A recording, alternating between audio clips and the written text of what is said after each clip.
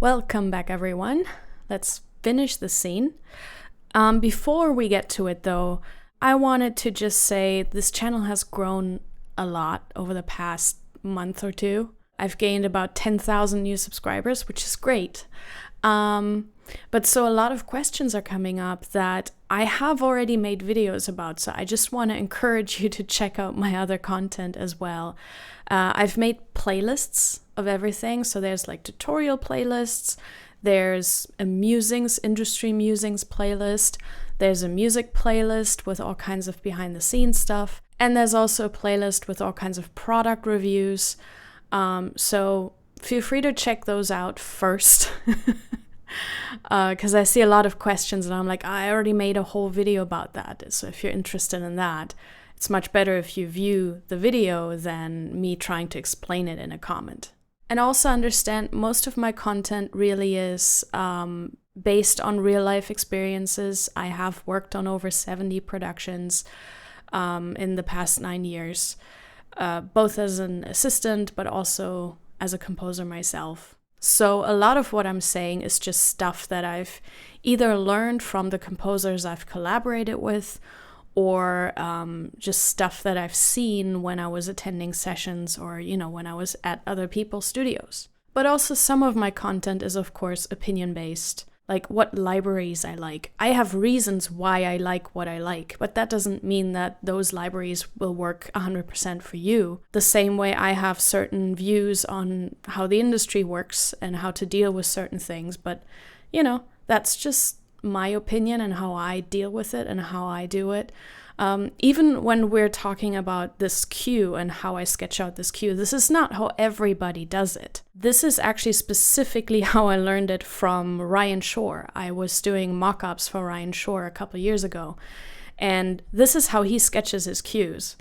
And I thought it was really interesting because his uncle is Howard Shore, of course, and he still sketches with pen and paper. And then I was doing mock-ups for Ryan, and it was kind of this really interesting approach of still doing a short score and still doing a sketch, but doing it in the DAW with all kinds of markers and instructions. So I thought that's kind of a really neat middle ground. So I didn't even come up with this. I just saw Ryan do this, and I was like, this is actually the perfect middle ground between pen and paper and DAW work. But yeah, so not everybody works like this. Some composers sketch out directly into an ensemble patch.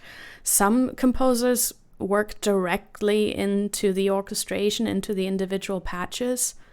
I don't know. It's not for me, clearly. It's not how I do it, but it's a valid way too. Like, this is not like the way of doing it. So yeah, this is just me having seen someone else do this and then stealing that workflow, basically. And I told Ryan about this, so he knows that I actually took over his approach, because I just thought it was neat to see all the different elements, and if you condense down most compositions, you will see that they usually condense to like just 2 or 3 elements, really. And I always like to see the elements before I go into the mock-up and orchestration. But so yeah, not everybody does, and that's totally fine. So back to this monstrosity of a cue. So we stop right here at the heroic main theme. There we go, where the motorcycle chase begins. So let's play through the piano sketch right here. There we go. And again, it's gonna sound like shit, but that's not the point. It's just, we just need to see the lines.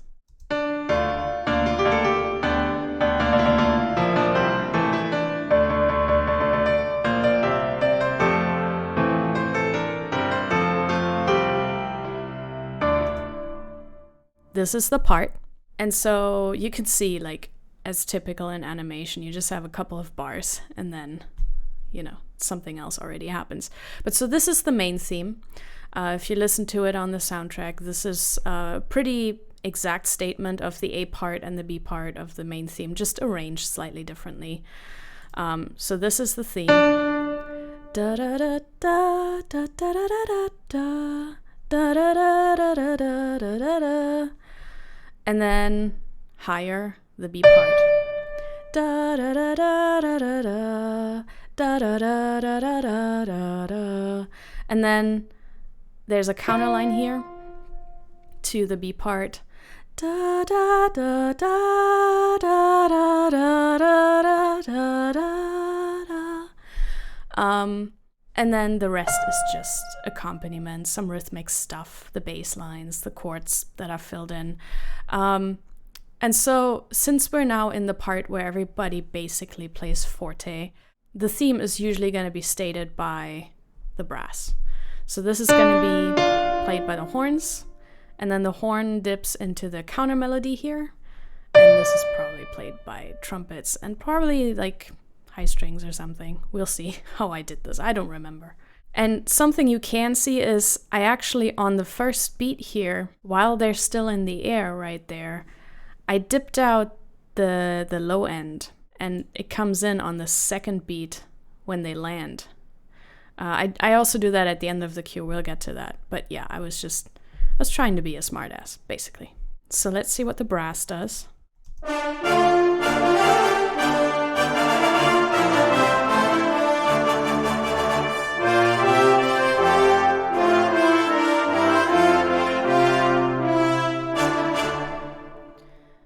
And you see that I actually like to use, even in the longer melodies, I like to use more marcato and tenuto rather than legato, because that's, first of all, how they would play it, I would assume, in a real life context, but also it kind of sounds better than just, than just legatos, even though it's long notes, but it's fine.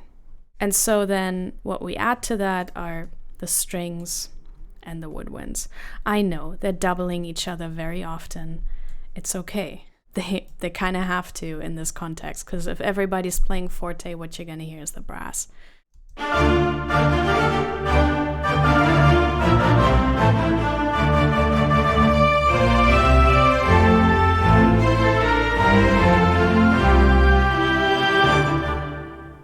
Mostly the rhythmic stuff, but you can see that I did double the theme. I probably did this in the violas in the mock-up. Yeah.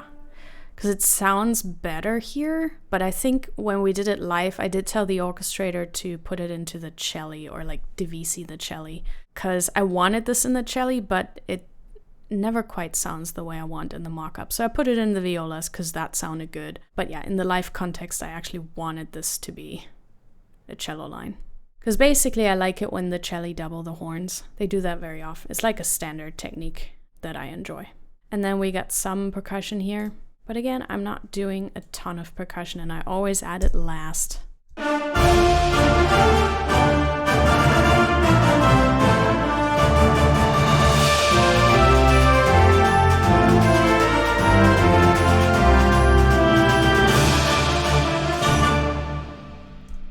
right. And that's it, pretty much, for that part. So it's just a very straightforward statement of the theme, because they're on their way now, they're like, in good spirits, and then something happens here, which I marked down as danger. So what's happening here is they're getting into oncoming traffic, because he doesn't have a motorcycle license, so he doesn't know how to drive this shit. So what I like to do in these types of situations where there has to be a rapid change between, heroic, triumphant atmosphere into danger, I like to use mixed meters. So in this case, I use 7/8, snuck in a 9/8 there because I needed to get to this next hit point. Again, we use meter changes all the time to get to places. And, we're in tempo insanity here, like 157, so I want to avoid massive tempo changes here. So this material is not really, it's just rhythmic material. It's not really thematic material. It is an ostinato that I've used previously, this one. So that already existed, and I just used that and put it into 7/8 and then put in a bunch of hits. But there's no thematic material here because I didn't really know what I would put there.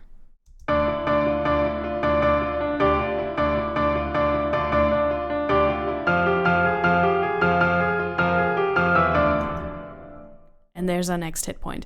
You can also see this.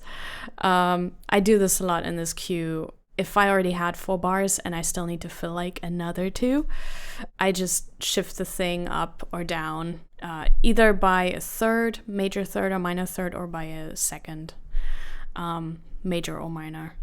Whatever makes sense. So for this one, I chose to go from D to F, because first of all, they're related. We're in D minor, and so shifting it up to F kind of makes sense.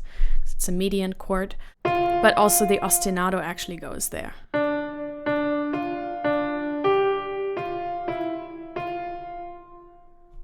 That made sense to me, and so I was like, all right, so we'll just be in this key now.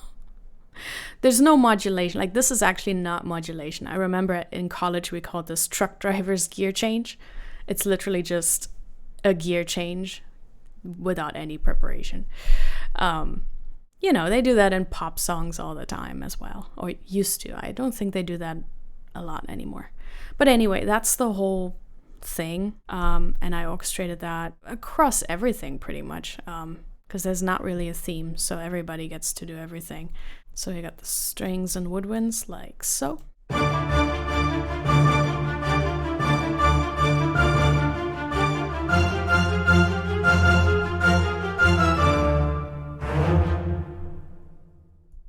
So they're playing all the lines pretty much split out.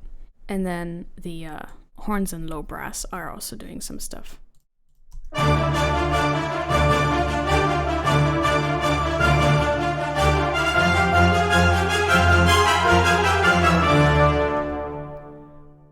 So this is in the horns. Be careful. I knew we were going to London, so it was fine. But this is not super easy to play in the horns. Any types of long, fast ostinatos. Not necessarily. That's something that you can do in the trumpets, but not really in the horns. So careful with this kind of stuff. And something you can see in the trumpets is there are some lines in there that are not in the sketch.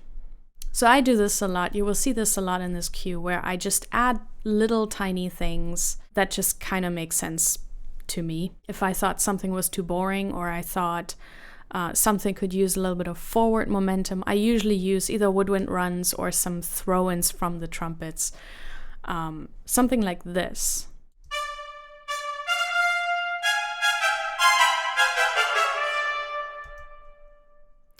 That was not in the sketch. That's just something I invented as I was doing the mock-up. I was like, it could use something to get into the next phase.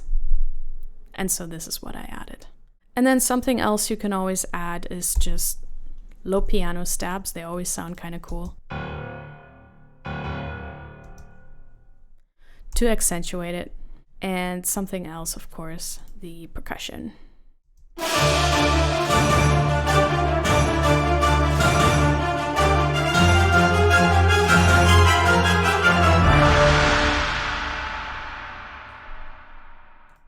And that's this part. Not much to it. It sounds really busy, but it's actually just everybody playing together. So here we go back to D, which is pretty easy to do if you go from D to F temporarily and then back down to D. There's a passing note here. Totally works. Nobody's gonna ask questions about that. And then we have a passage here that is just a couple bars long for the villain. It wasn't really enough to play the villain theme here. And also the villain theme is kind of more relaxed. Like, it just didn't fit in here, so I didn't use it. So instead I just did some of these. The point of these runs up is really I wanted some of the trombones to actually play a slide. So I put a note in here for the orchestrator to actually do it like that. There is some ostinato here that is actually from the villain theme, or like a variation of the ostinato that's in the villain theme track, but it's very vague. I just did not really have anything to put here, so that's kind of new material. But so let's listen to it.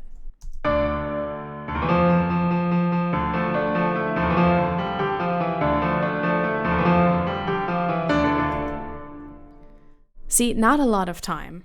But so yeah, the idea here was, wouldn't this be cool as a trombone slide? with a slight crescendo into the next bar. And the rest of the instruments are just playing the ostinato. And it also relaxes a little bit here because of the picture, because we're not really in the chase. Like, we want to keep some energy going, but we're not with the motorcycle. Like, this is actually pretty slow and calm. So that was kind of a tricky insert in the scene because it kind of slows down there for a second. And I did want to do something like that in the music, but not too much because we're so quickly back in the chase. So I don't think I have trombone slide samples, so I just kind of half-assed that here.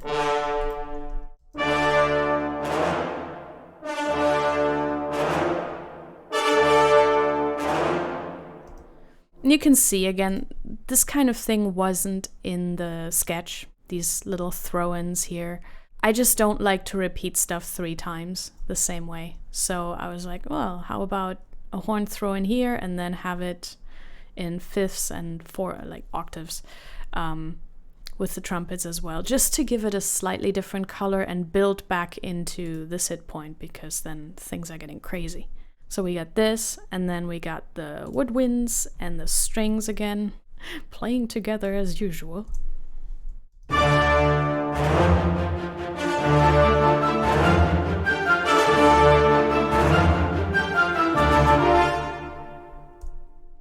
And for this one, I actually did also add choir, because the villain theme is actually technically sung by male choir.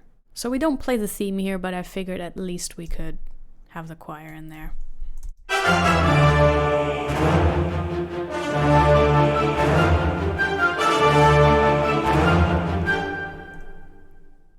And again, the piano thing, where you just add piano to the low line.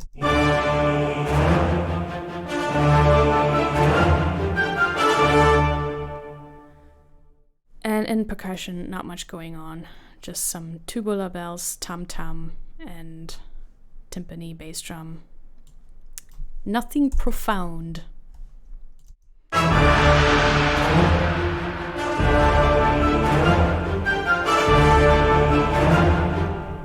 It just adds some color and some oomph to the scene there. And then we get back into heroic tension. So here we will have a variation of the hero theme. This is not the moment to just quote it as it was. I quote it once again later, but it has to be a true hero moment for me to actually quote the hero theme, in its pure form. So here's a variation on it.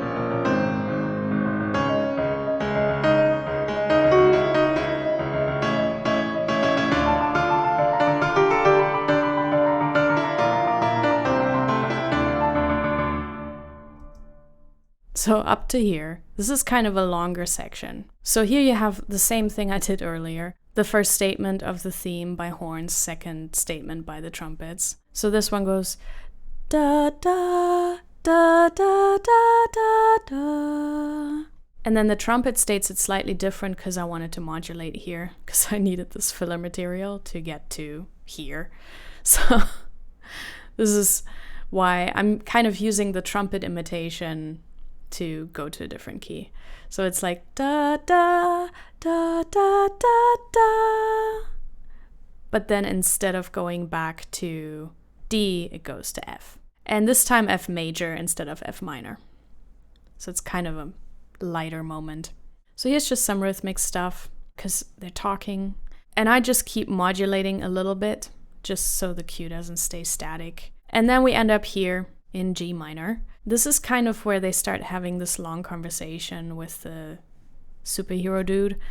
And what you can see here is it's just one repetitive thing. This is the military theme. Da da da da da da da da da da da da da da da da da da da da. It's just modulating, and so the way I do it is I use this last note of the military theme to get into a secondary dominant and then go to the next key. And I do the same thing again because this one likes to resolve into this. So basically, this is just some ostinato going on that I wrote before. It doesn't matter. It's just to create movement. Now we got the theme, and it conveniently ends on A. And so we're in G, then I go down to F, which turns the A into the major third, which then means from there we can go to B flat. And then I just keep doing the same thing. There are slight variations here in the theme as well. Always make sure you can sing what you wrote, or most of the time. If you're doing something melodic, try and sing the lines that you're writing. Because if it's not logical to you, chances are it's not logical to anyone else either. But so yeah, we keep doing the same thing. Here we go to A flat, and then to D flat. I did end up changing the modulation a little bit from what I had initially because I ended up in really weird keys, and if you've watched my orchestration videos, if you're in tempo torture, don't go into really weird keys. And also, I actually really wanted to end up in D again, because we're in such a crazy tempo, and D is kind of comfortable for everyone. And so I specifically constructed this modulation to actually end me in D again, because that's where I wanted to be. But so yeah, then you have this ostinato that is also just shifted up. This is also just a great way of speed writing, because it's basically just a copy paste with a secondary dominant into another key, and then you vary the theme a little bit, but you get a lot of mileage out of doing this. And then here we're back to the main theme when this guy tells them, it's your job now, you have to be the heroes, and he's like, yes, let's do it. And then there's the joke pause with the fly. And here this is just a statement of the theme. We're back in 4/4 because that's what the theme is written in. Bass line here. And these are just broken up triads. These are just arpeggios because why the fuck not? I don't know why I did that. I just wanted to change the color after this long period of this. And you can also see I did a little variation here. So I start out with marcatos and then it goes more into staccatos just to kind of start ramping it up more and kind of letting people know we're coming up to a new section. Like I always like to prepare them a little bit so that it's not just kind of happening out of nowhere. So I assure you this is played by horns. The horns had a lot to do, and the trumpets as well in this cue. Because who else is going to play this ostinato? I mean, that can only be played by woodwinds and strings. Let's face it. And also, again, we're playing pretty much forte the entire time. Give or take a little bit here and there. But, who's going to be heard? The brass. Let's start with the brass, since they're doing the theme lifting here.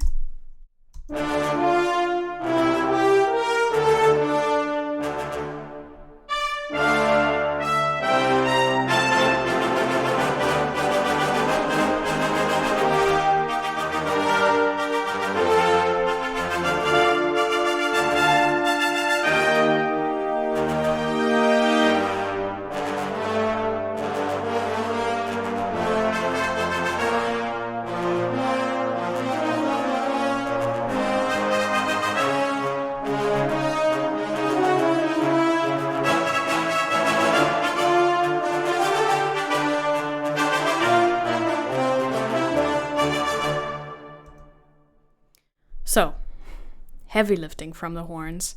And you can see stuff like this sounded boring in the sketch, but when I do the mock-up, I will make sure that there's variation in it. Something cool to always do is to just bring chords or other stuff in on the 2 instead of the 1, or changing up colors and registers. In this cue, I specifically chose to always do it between horns and trumpets. But you can do anything. And you can also see again, this was not in the sketch, none of this. That's because this is stuff I come up with later, because I just saw this huge gap and nothing to do for the trumpets. And I was like, you know what? It would be kind of cool that if with every modulation they can kind of do a little rhythmic thing into the new key.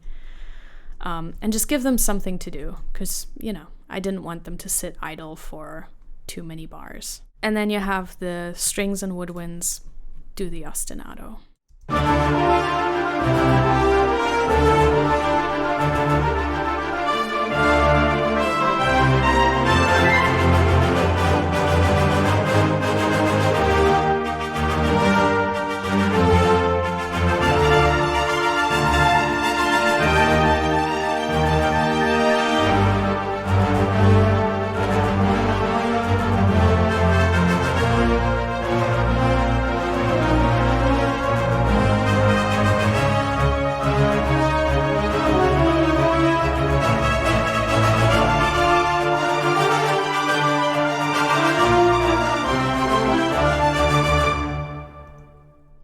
So, they're filling in everything else.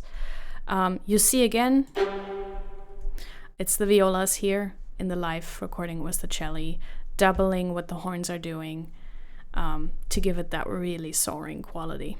Everything else is doublings for the most part. There's some tremolo going on here to fill in the chords, which the horns are doing up here as well. And then something else you see here is a little woodwind run that was also not in the sketch. But so you can see him swerve on the run. So it was just a little something I tried and I felt like it worked.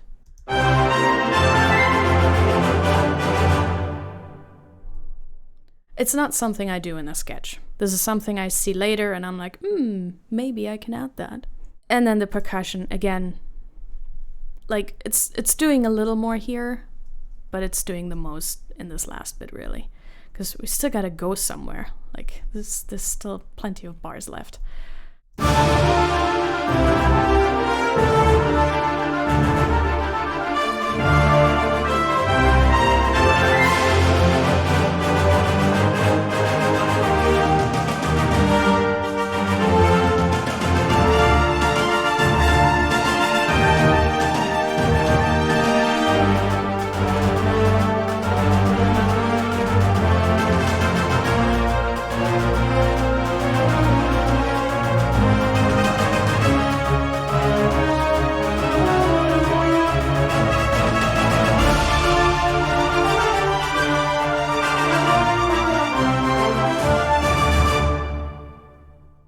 And then I once again added a bunch of stuff here. Like I added some choir to double up the chords here and some low stabs in the piano. You wouldn't notice it if it was missing. Since I had already done it, I was like, whatever. But so you can see how a lot of the sketch already kind of is self-explanatory in terms of how it needs to be orchestrated, because there are a lot of lines here that can only be played by one instrument group or two. So the choices are already kind of made in the writing. And you can see, again, it's three elements. It's the ostinato and the broken up arpeggios here. It's the melody. It's the bass line. So it sounds like a lot, but, it's just about how you orchestrate this and use the colors to your advantage. Because you got a whole orchestra and whatever MIDI you have. So then we got the joke pause, 6 beats, and then we kind of have an upbeat here. As we see his facial expression change, we go back into this shot. Let's listen to this. It's kind of the same principle. There's an ostinato, there's the theme, and there's a bass line.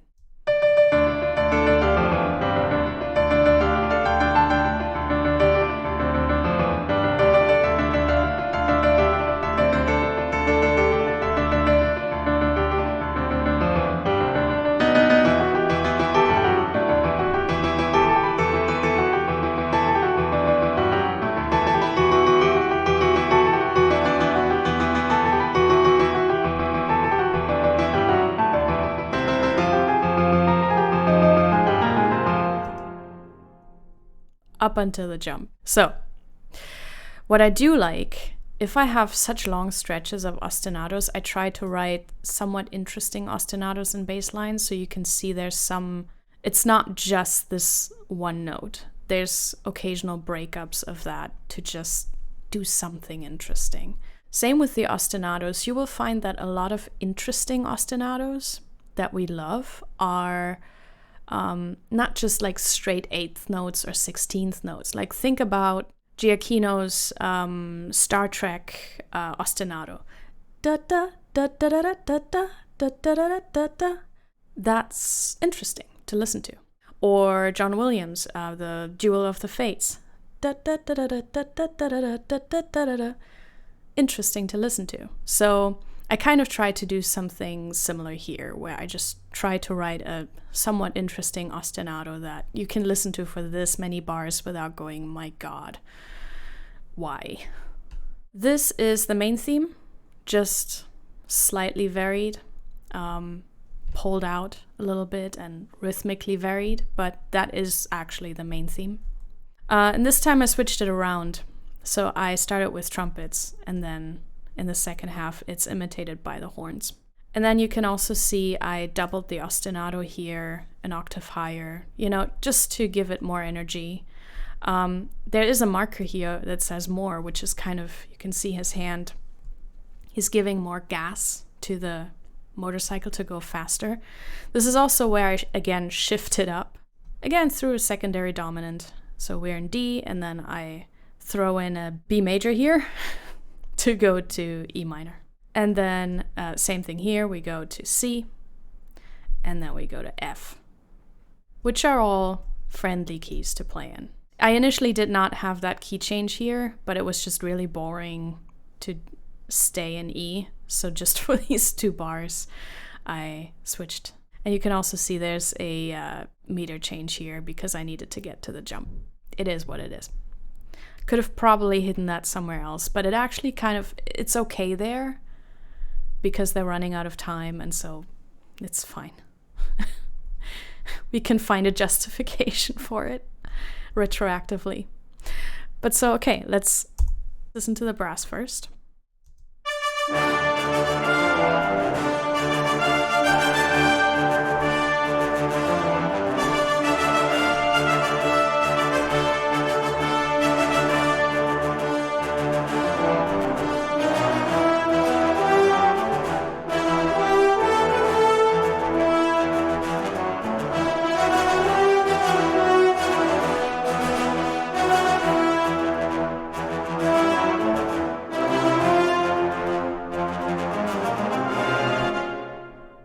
And then we get to that.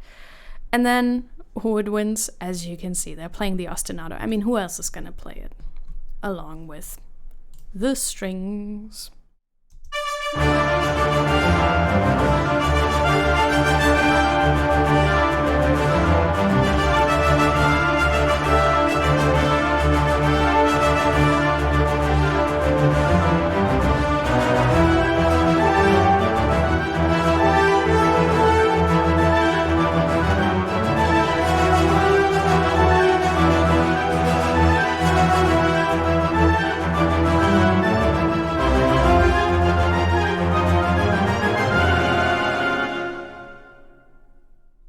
I also just noticed that this key change comes directly on this cut, which is kind of cool, but that wasn't intended. I mean, it totally was. And so this is also where I consistently, or most consistently, use percussion at the very end. Because, gotta save something for last.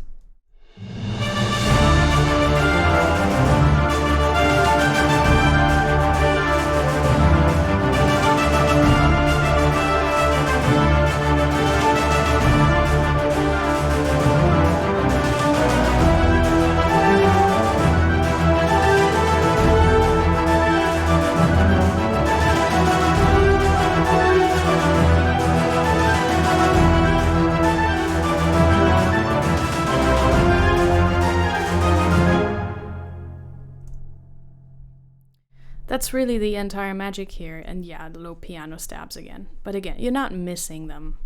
It's fine.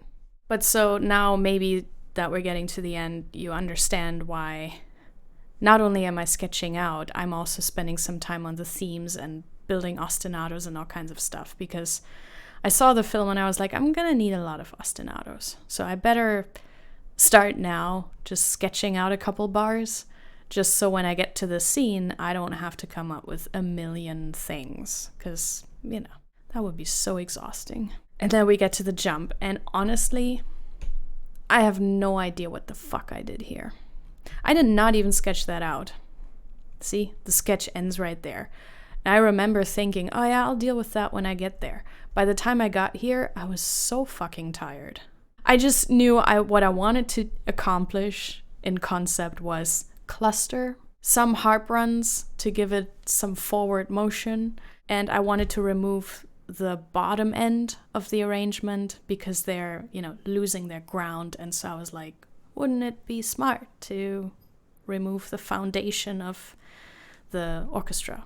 I mean, it works. It's, So I don't know what this cluster is. I just winged it at this point.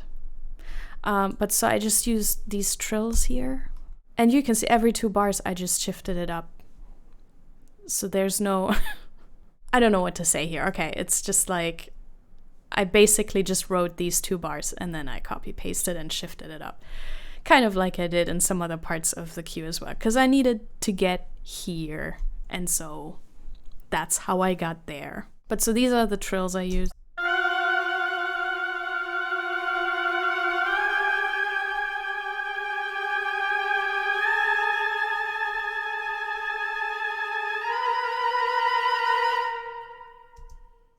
It's really just to create a sound carpet.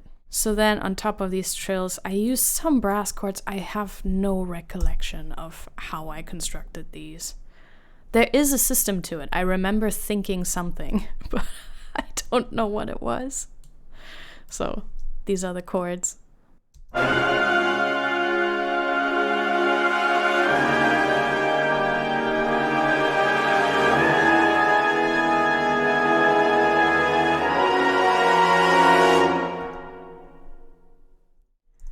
Some fucking cluster. I mean, who cares? I'm pretty sure almost any cluster would have worked here. As long as it sounds like somewhat tonal. Because otherwise I don't think it would go well with the rest of the cue. Then we got tremolo and trills and the strings added to that as well.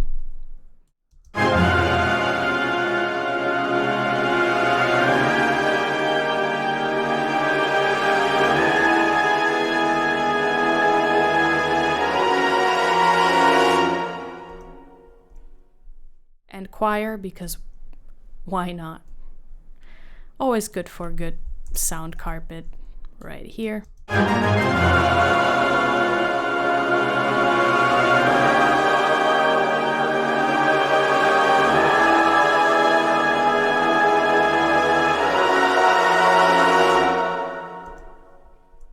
And so then the last thing I added was the harp, just to create forward movement. I don't know what it's playing. It's pretty random, like the cluster. But this is what it's doing.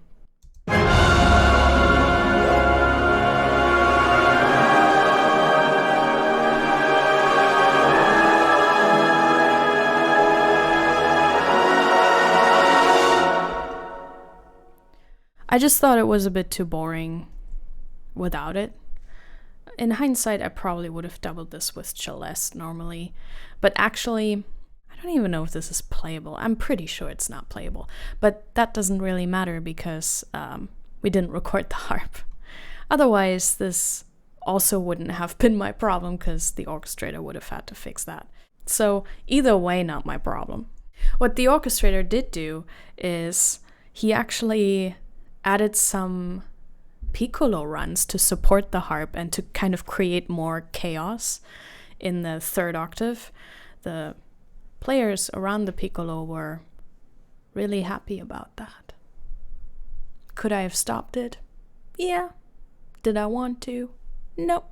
Sometimes I just like to see the world burn. But don't worry, no piccolos were harmed in the making of the score. But so anyway, that's it. That's the whole cue. Most of it makes sense, I think. Some of it doesn't really make sense, but I kind of had to get from A to B, and so I created modulations that are questionable at best. But it didn't confuse anyone. And it's funny because actually the portions that bother me a lot don't bother other people. So, whatever. But so this is why you can see having templates is important. Why being set up for this is important, because imagine you'd have to, before you get to write the cue, you'd have to like load all of these patches first and then put in like all the negative delays and volumes and everything, and then put in all the EQs and reverb and all the mixing stuff that is happening down the line. That would be crazy. Like, how would you ever get a movie done? I understand that if, for example, you're doing library music, that kind of makes sense because you're writing every track from scratch. But if you're doing a feature film, like this one alone had about 75 cues in it, plus songs. It's basically back-to-back music in this entire film. So if you want to get that done in like a month and a half, good luck without a template and stuff. But so this is where I'd be happy enough with it. I would export it with pictures, send it off to the production and be like, do you like it? And say a prayer, because what if they don't like it? But they did. They approved this in version 1. So no rewrites here. Very good. I mean, this also wasn't the first scene I did in the movie. That would be crazy. I always wait with this kind of stuff till we're like halfway through and I already know what they want and we already established the sound and everything, so that I have as few rewrites as possible on this type of cue, because that's always crazy. I'd send it off, then they come back with an approval, and then I would prepare this for orchestration. I have a whole video on how to prepare stuff for the orchestrator, and then the orchestrator would look at this and regret his life choices, most likely. That's what I'm assuming. Whenever I send something like this off, I'm just assuming that on the receiving end, someone is crying. I know I would if I had to write this down. This is also why you have an orchestrator, because in what world would I have time to write all of this for a whole feature film and then also notate it? I mean, that would be so insane. And then you get the score back from the orchestrator, you proofread it, it goes to the copyist, and then to the scoring stage, and then I or an assistant will also have to print all of these stems for recording and mixing, and then you never have to open the session again. Unless you're doing a YouTube video trying to recall what the hell you were thinking about when you wrote this mess. Anyway, so that's it. I'll try to do more of these with other movies, or more of this movie, I don't know. I haven't decided yet. But so anyway, check out my other videos and subscribe and stuff, please. Also, if you feel like it, buy me a coffee. Should probably eventually change that into buy me a beer. You can change buy me a coffee into buy me a beer or buy me a pizza. So we'll do that at some point. But so yeah, I hope this was helpful, and drop your questions in the comments. And if I have any time left in my schedule, I will try and answer them or do a whole video about it. Sometimes I don't know what people don't know. And if enough people ask the same question, then I'm like, oh, I should probably do a video about that. So yeah, see you in the next one.